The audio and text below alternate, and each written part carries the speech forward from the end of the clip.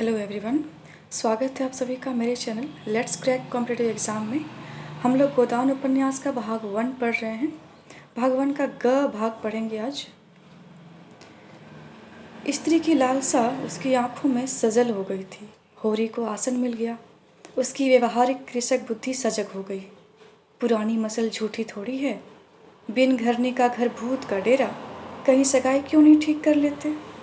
ताक में हूँ मैं तो, पर कोई जल्दी फंसता नहीं। 100-50 खर्च करने को भी तैयार हूँ, जैसी भगवान की इच्छा। अब मैं भी फिक्र में रहूँगा। भगवान चाहेंगे तो जल्दी घर बस जाएगा। बस यही समझ लो कि उबर जाऊँगा भैया। घर में खाने को भगवान का दिया बहुत है। 4 पसेरी रोज़ दूध हो जाता है, लेकिन किस काम का।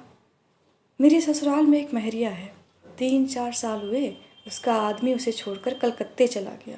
बेचारी पिसाई करके गुजारा कर रही है। बाल बच्चे भी कोई नहीं। देखने सुनने में अच्छी है, बस लक्ष्मी समझ लो। भोला का सिकुड़ा हुआ चेहरा चिकना गया। आशा में कितनी सुधा है।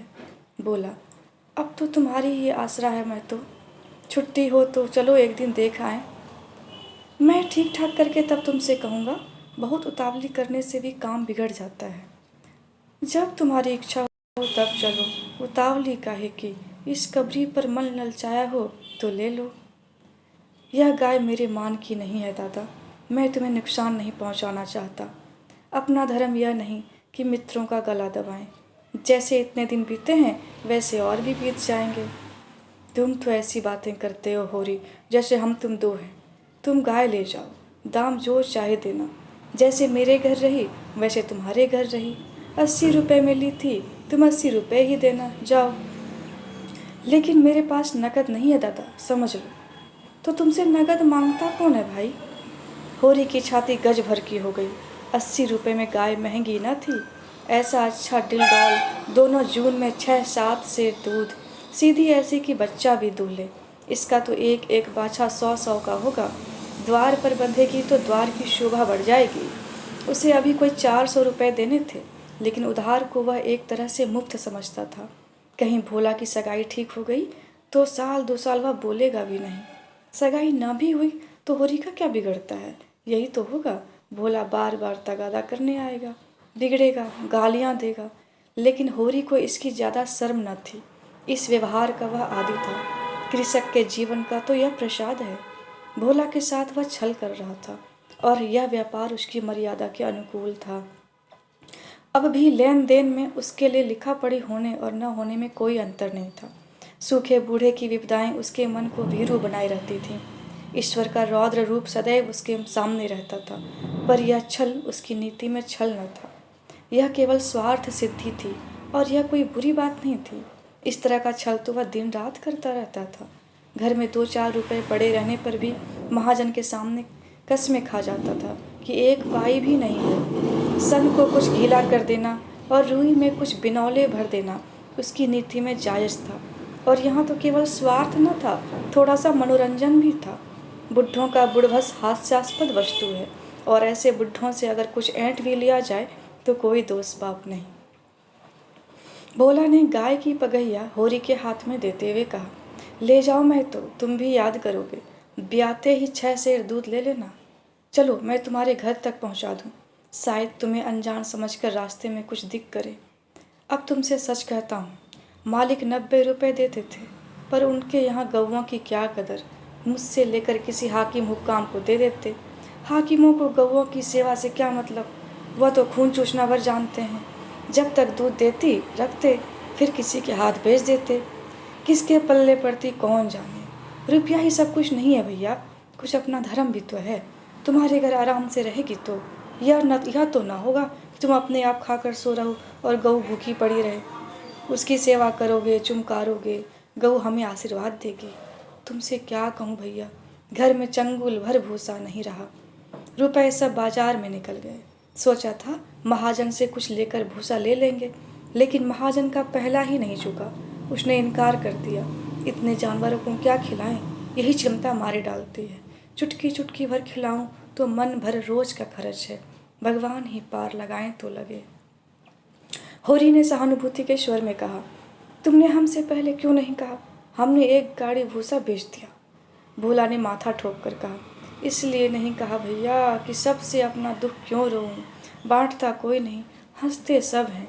जो गायें सूख गई हैं उनका गम नहीं, पत्ती सत्ती खिलाकर जिला लूँगा, लेकिन अब यह तो राती बिना नहीं रह सकती।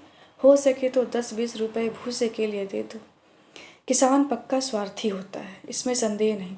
उसकी गांठ से रिश्वत के पैसे बड़ी मुश्किल से निकलते हैं। भाव ताव में भी वह चौकस होता है। ब्याज की एक एक पाई छुड़ाने के लिए वह महाजन की घंटों चिरौरी करता है। जब तक पक्का विश्वास न हो जाए वह किसी के फुसलाने में नहीं आता। लेकिन उसका संपूर्ण जीवन प्रकृति से अस्थायी सहयोग ही है।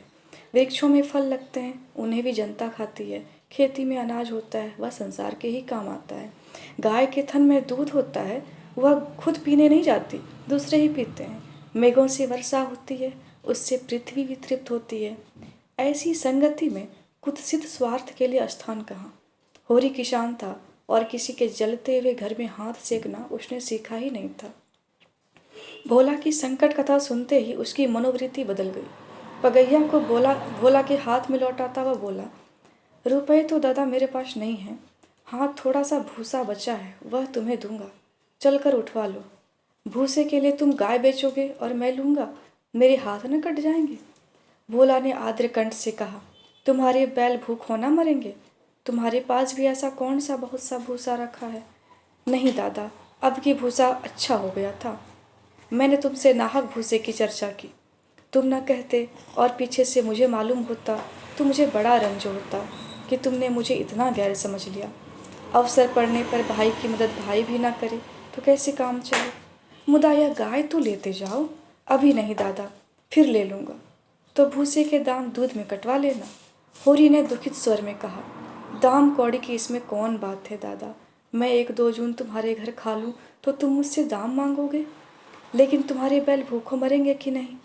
भगवान कोई ना कोई सबील निकालेंगे ही, आसार सिर पर है, कड़वी बोलूँगा। मगर यह गाय तुम्हारी हो गई, जिस दिन इच्छा हो आकर ले जाना। किसी भाई का नीलाम पर चढ़ा हुआ बैल लेने में जो पाप है वह इस समय तुम्हारी गाय लेने में है। होरी में बाल की खाल निकालने की शक्ति होती तो वह खुशी से गाय लेकर घर की राह लेता। भोला जब नकद रुपए नहीं मांग रहा तो स्पष्ट था कि वह भूसे के लिए गाय नहीं बेच रहा, बल्कि इसका कुछ और आशय है। लेकिन जैसे पत्तों के खड़कने पर घोड़ा अकारण ही ठिठक जाता है और मारने पर भी आगे कदम नहीं उठाता, वही दशा होरी की थी। संकट की चीज लेना पाप है, यह बात जन्म जन्मांतरों से उसकी आत्मा का अंश बन गई थी। भोला ने गदगद कंठ से कहा, तो किसी को भेज दूं भूसे के लिए। होरी ने जवाब दिया, अभी मैं राय साहब की ड्योढ़ी पर जा रहा हूँ, वहाँ से घड़ी भर में लौटूंगा, तभी किसी को भेजना। भोला की आंखों में आंसू भर आए। बोला, तुमने आज मुझे उबार लिया होरी भाई। मुझे अब मालूम हुआ कि मैं संसार में अकेला नहीं हूँ, मेरा भी कोई हितू है। एक क्षण के बाद उसने फिर कहा, उस बात को भूल न जाना। होरी आगे बढ़ा तो उसका चित्त प्रसन्न था। मन में एक विचित्र स्फूर्ति हो रही थी। क्या हुआ, 10-5 मन भूसा चला जाएगा, बेचारे को संकट में पड़कर अपनी गाय तो न बेचनी पड़ेगी। जब मेरे पास चारा हो जाएगा तब गाय खोल लाऊंगा। भगवान करे मुझे कोई महरिया मिल जाए, फिर तो कोई बात ही नहीं। उसने पीछे फिर कर देखा, कबरी गाय पूंछ से मक्खियाँ उड़ाती, सिर हिलाती, मस्तानी मंद गति से झूमती चली जाती थी, जैसे बांदियों के बीच में कोई रानी हो। कैसा शुभ होगा वह दिन जब वह कामधेनु उसके द्वार पर बंधेगी।